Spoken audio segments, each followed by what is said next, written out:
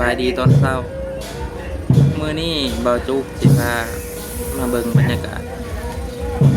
บ้านบ่าวจุกมีงานเนี่ยมีงานบุญ ลูกหลานให้ถูกให้โลกให้ไทยจะประกอบที่เนี่ยจังไรงานบุญของเขาเด้อลูกเด้อหลานเด้ออาชนางชาจะทางสางจะลางชาให้อยู่ดีเจริญรุ่งเรืองครับ รวมทำบุญกันทุกๆปีแม่น จะได้จัดในมื้อเดือน3ออกมา2 คำบรรยากาศคนกำลังหลั่งไหล อันนี้ก็มาแล้ววิบากทางยาวเด้อบ รรยากาศพี่น้องประมาณนี้แหละคนขายหลายเดี๋ยวว่าจุกสิเลาะถ่ายบรรยากาศ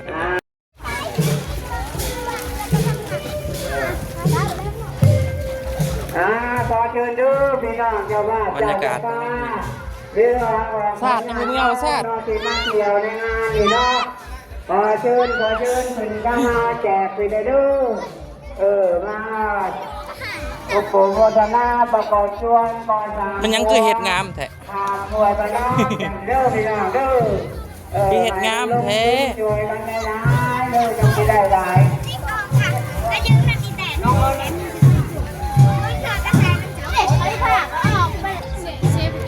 ไปทาอยู่เฮือน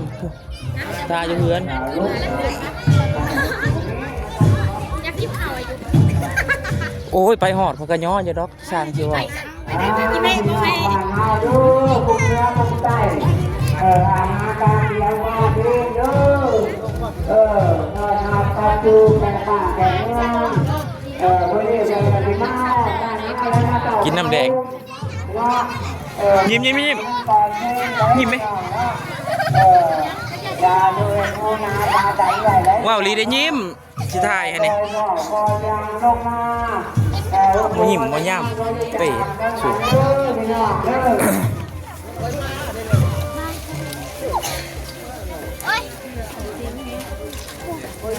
อันนี้บุผู้จัดการอยู่ดีๆเลยอยู่ในแดดเสื้อที่ไม่เอาไปนั่งริมอยู่เพื่อนที่พาใช้คนก็ได้ไปแล้วตามมือไปห้องไปนั่งแทนก็ได้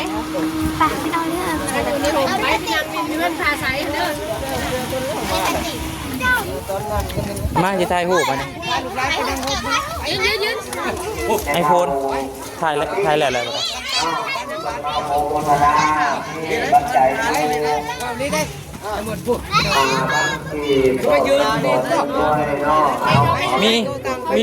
มีได้โตย้อนเพื่อนเขานั่ง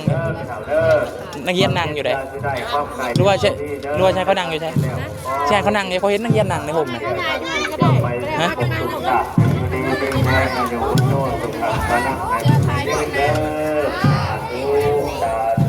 อาจารย์มาแล้วเว้ยเฮือนพอดแล้วผู้นี้มันคนดังยังก็ประวัติกายมาก่อนปากชิมนักห้องสาวพูดผ่านไปชมลูกก่อนเอาซ้อมก่อนชงน้ำพลอยก็ได้ช่องนั่นย้ำเขาใกล้ๆกันเนาะนักเรียนเบาจุกบ้านใกล้บ้านเที่ยงกาเลยนักเรียนโคตรสัทธานาวาส วันนาทีบ้านเที่ยงน้องบ้านน้องพอยบ้านห้วยเอากระหอดแล้วน้องทางญาติโยมมืด ตะเก้าบ้านเอางานกระเกียบอยู่ทางบ้านในเรือนกามากันทางกระเกียบลงมาน้องคือว่าพอดีเป็นมือโป่งหัวบ้านน้องมันอยู่ไกลผมบ่เห็นอันนี้นี่ไปเฮือนนี่ขาดเนี่ยเนาะคือเนี่ยแหละเนาะบรรยากาศประมาณนี้แหละพี่น้องคนหลายเลยบ่จุกถ่ายแต่ห้องเดียวอยู่ทางลุมหม้อวัดก็มีนะอยู่ในวัดก็มีเมืองไซบูทองเนาะเปิดมาโปรโมทนาเป็นปัจจัยอยู่100,000 กีบเนาะคอยเป็นบุญคุณภาพนับดูเด้อเปิดไปทางไหนก็ดีก็คอยบุญกุศลส่วนนี้เป็นสาวะเป็นเทศาเป็นปัจจัยเป็นอุปนิสัยเปิดไปขาไม่ขายไปใช่บ้านเดียวกันใช่บ้านเดียวกันปะไปทางตับนับดูเนาะให้มีคนนับคนร้องไปทางไหนก็ดีคอยมีไปทางเหนือให้มีปูโซยเฮือเนาะ ไปทางใต้ไปทางใดก็อยากขอให้มีแต่ผู้หักผู้หอมอยู่ดีมีแห้งบุญขับน้ำตู้อยู่บนโน้นทุกขังพลังมันเยินเด้อข้าวท้องคนมาจากขบวนกองตุ้งชาวบ้านบนทาง เป็นท่าแก้วท่าที่คนในอยู่ดีมีแห้งความเจ็บจะได้ความตายอย่าสุขีเด้อเป็นที่เดียวกันสุขีที่ตามมาอยู่บนโน้นทุกขังพลังมันเด้อ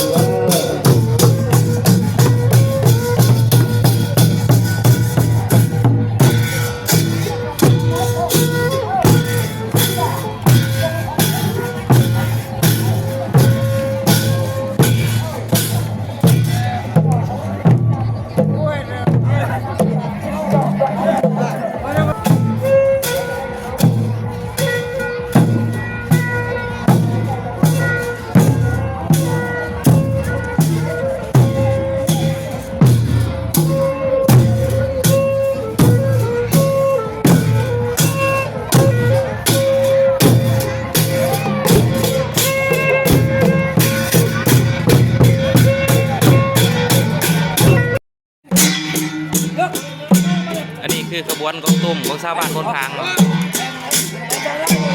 งานบุญมองเขา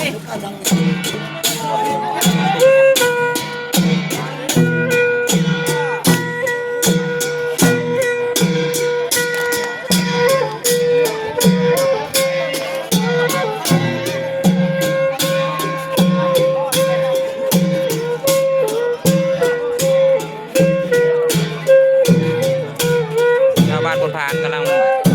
บวกแข่ง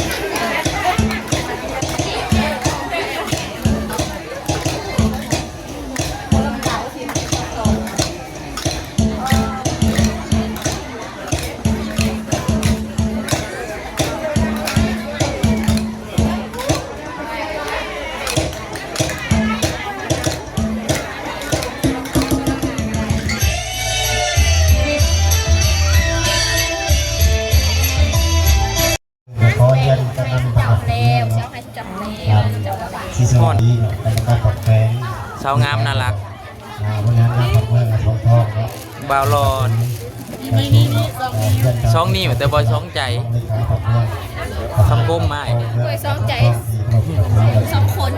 เต่าเยี่ยน หลังจาก กระด้าทาง พอแล้ว พอแล้ว อาจารย์ เลย ก คน ระ ไง ด้า คอยดู สัมผัสดู ที่นี่ สัมผัส ที่ ดู บอก นะ เรื่องของเชื่อ สัมภาษณ์ผู้กำกับบทอาจารย์ เพราะทางด้วยเนาะ ขอดื่มน้ำ ขออนุญาตเยี่ยมเชิญทางวิราชที่แสดงเนาะคณะพหัตถ์การกรุงพุทธะเนาะขออนุญาตคุณนะท่านประกอบส่วนเนาะขอเชิญ ถือตู่สิ เราครอบขนาดไปเนาะครอบขนาดจำนวนเงินดู10 ล้านกีบเนาะขอเชิญ บรรยากาศท่าขับ มาซองยังอยู่เรือนดูข้ามครัวให้โมนี่ไตมาช้อนนังเย็นเนี่ย สายตามันเป็นแปลก บนน้องก็ช่วยทั้งเลย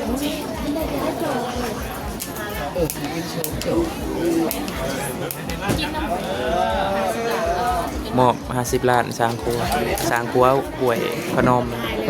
ทางไปบ้านน้องวันไซ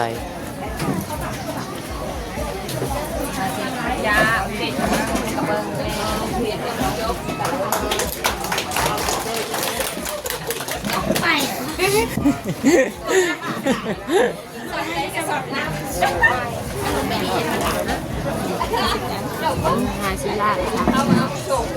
ชื่อน้ำมัน กำลังเป็นไพ่ เจ้าตัวการมอบครับตัวเสร็จสิ้นแล้วเนาะข้าพเจ้าได้นำจัดตั้งพิธีรายการแสดงศิลปะวรรณคดีในงานบุญในครั้งนี้ข้าพเจ้า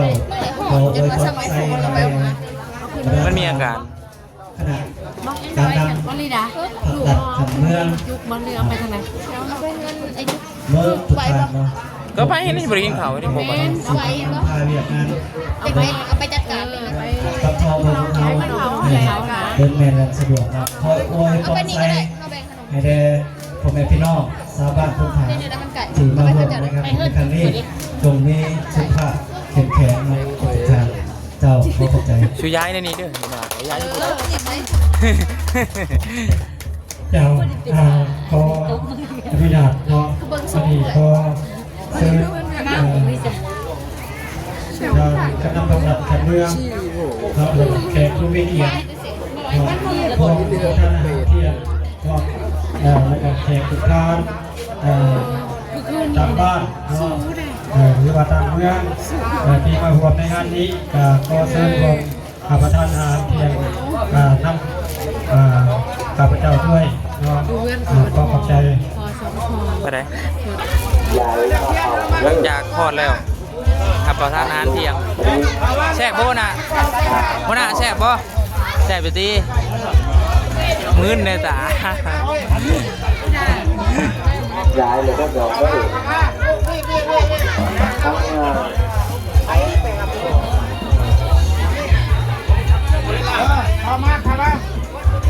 นั่งดีถึงวะถึงก็ยับเอา ทั้งลูกกาเปล่า นั่งดีเยอะจีนั่งเนี่ยนะแกนะ ย้ายมาได้พ่อแม่พี่น้อง จากทอดแล้วนักเรียนก็บ่จุก สรุปสลาหรืออยู่ทางด้านลูกเนาะพ่อแม่ครูบาอาจารย์เป็นกันเก่าแล้วเนาะเดินทางออกติดมา